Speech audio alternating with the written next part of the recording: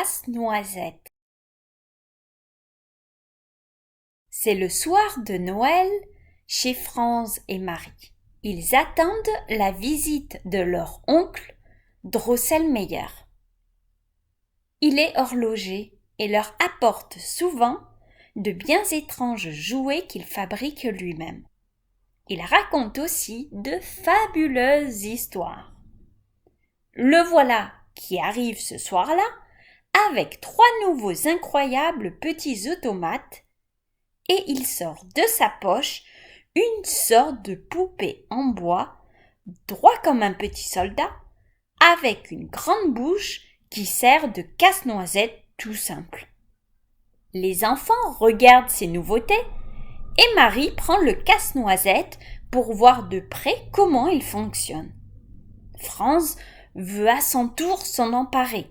Il tire dessus, Marie ne le lâche pas et ce qui devait arriver arriva, le casse-noisette se casse.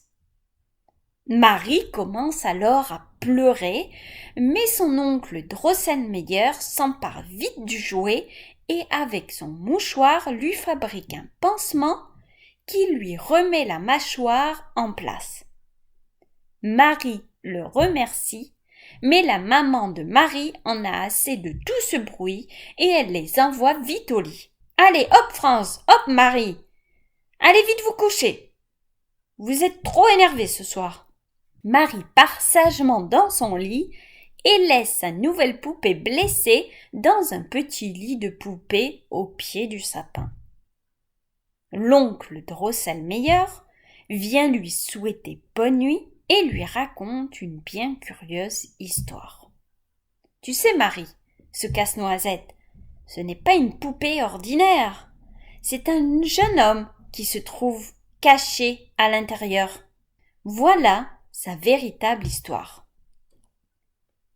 Il y a longtemps, un roi et une reine eurent une fille, la princesse Pirlipa, qui était devenue très laide à cause d'un mauvais sort lancé par le roi des souris. Les souris du château avaient cependant promis que si un jour un homme voulait délivrer la princesse de sa laideur, il le pourrait. Il lui faudrait pour cela casser avec les dents une noix très dure et en donner son fruit à manger à la princesse. Bien des jeunes gens étaient venus pour tenter de délivrer la princesse de ce mauvais coup du sort, mais jusqu'à présent, ils s'y étaient tous cassés les dents. Or, un jour, mon neveu, qui avait eu vent de cette histoire, se présenta au château. On lui apporta la fameuse noix très dure, et d'un coup de dent, d'un seul coup de mâchoire, il l'ouvrit et on offrit le fruit à la princesse. Elle croqua cette noix et comme par enchantement se transforma en une magnifique jeune fille. Mon neveu, ébloui par tant de beauté, recula de 3 pas pour saluer la princesse, comme il se doit. Faisant cela, il marcha malencontreusement sur la queue d'une souris venue assister à la scène. Le roi des souris, furieux de cet incident, lui jeta un sort et le transforma en casse-noisette en bois. Bien sûr, la princesse ne voulut pas d'un casse-noisette comme Marie. Alors, on le chassa du château. Voilà la triste histoire de mon neveu le casse-noisette. Allez Marie, dors bien, fais de beaux rêves.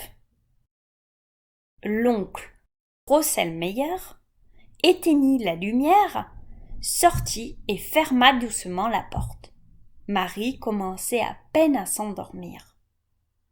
Elle n'arrivait pas à trouver le sommeil. Aussi décida-t-elle d'aller chercher son casse-noisette.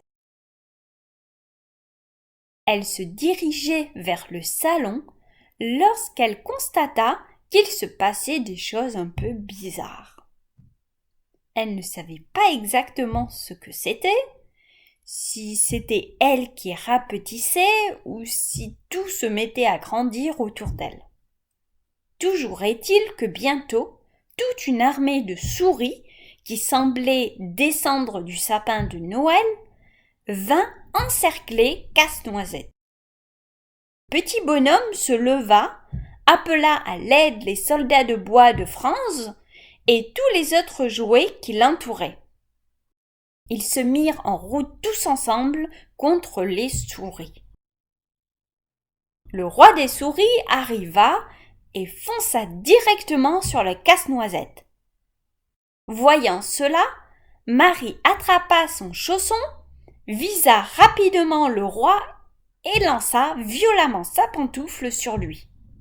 Il tomba à terre, mort ou assommé. Les souris l'emportèrent et se retirèrent toutes du champ de bataille. Casse-Noisette vint vers Marie pour la remercier. « Tu m'as sauvé la vie. Je ne sais pas comment te remercier. » En disant cela, il prenait vie et peu à peu se transformait en un magnifique jeune homme. Marie n'en croyait pas ses yeux. « Viens avec moi, lui dit-il.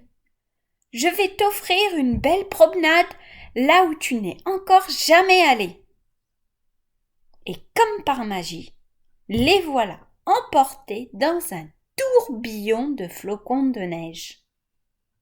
Dans leur valse folle, ils voyagèrent dans les airs et se trouvèrent devant la fée Dragée qui leur dit de sa douce voix « Ah, vous voilà enfin. Je vous attendais pour le goûter. Venez vite, jusqu'au royaume des gourmandises, au fabuleux pays des friandises. » Le paysage était féerique.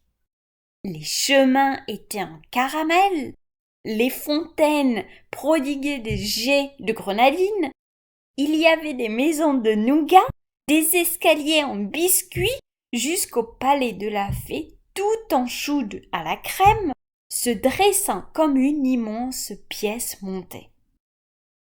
« Comme je suis contente de vous voir, » continuait la fée Dragée. « Votre voyage s'est bien passé ? »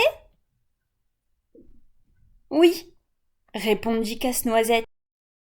« Mais auparavant, nous avons dû affronter l'armée des souris, et sans Marie, je croyais bien que je serais mort à l'heure qu'il est. » Marie sourit, fière d'avoir pu aider ce vaillant et beau garçon qui lui tenait la main.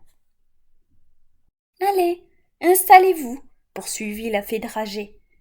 « Vous allez goûter en assistant au plus beau spectacle que je puisse vous offrir. » La belle fée conduisit alors les deux enfants vers une table magnifique où se dressait un gigantesque goûter. Elle leur offrit de délicieux et succulents gâteaux accompagnés de boissons fraîches et chaudes dans une vaisselle étincelante. Puis d'un coup de baguette magique, elle appela les artistes qui paraissaient devant les yeux ébahis de Marie. Le premier numéro était celui du prince Chocolat qui exécuta une danse espagnole endiablée durant laquelle il frappait des pieds pour mieux en souligner le rythme ensorcelant. Vint ensuite le café d'Arabie qui semblait flotter au-dessus du sol comme un doux arôme qui faisait frémir les narines des enfants. Ce fut alors le moment du thé de Chine. Il bouillonnait en tournant comme un manège, saluant à chacun de ses tours les enfants en joie. S'élancèrent alors les courageux et intrépides petits bonbons russes à la menthe qui avaient préparé d'incroyables cascades et culbutes, puis un groupe de quelques danseuses en masse-pain qui apportèrent une touche légère et gracieuse à cette folle débandade. Marie et Casse-Noisette applaudissaient de tout leur cœur. Madame Gingembre vint prendre place sur scène avec une flopée d'enfants, tous plus mignons les uns que les autres. Ils se lancèrent dans une époustouflante série de galipettes entrecoupées de rires qui fusaient de toutes parts.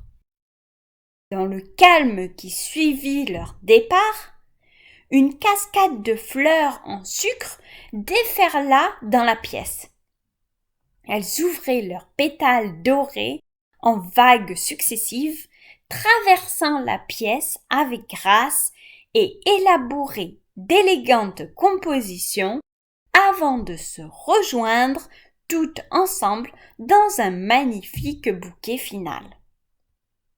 Après cette valse de fleurs, la fée dragée refit son apparition, escortée d'un tout jeune homme.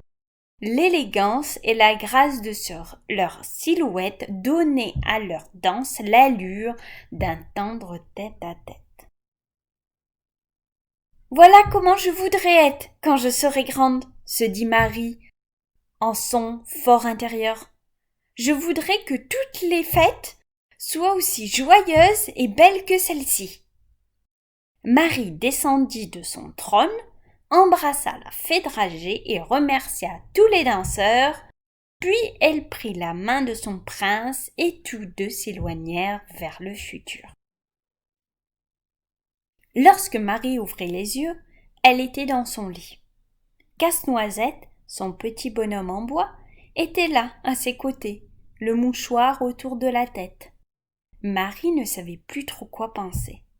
Elle le regarda, dénoua le mouchoir et constata que la mâchoire s'était comme par miracle réparée. Elle ne savait vraiment plus du tout quoi penser. On frappa alors à la porte. « Entrez !» claironna Marie. Apparut alors dans l'embrasure de la porte l'oncle Drosselmeyer et son neveu. Son neveu en chair et en os, en tout point identique au jeune homme du rêve de Marie.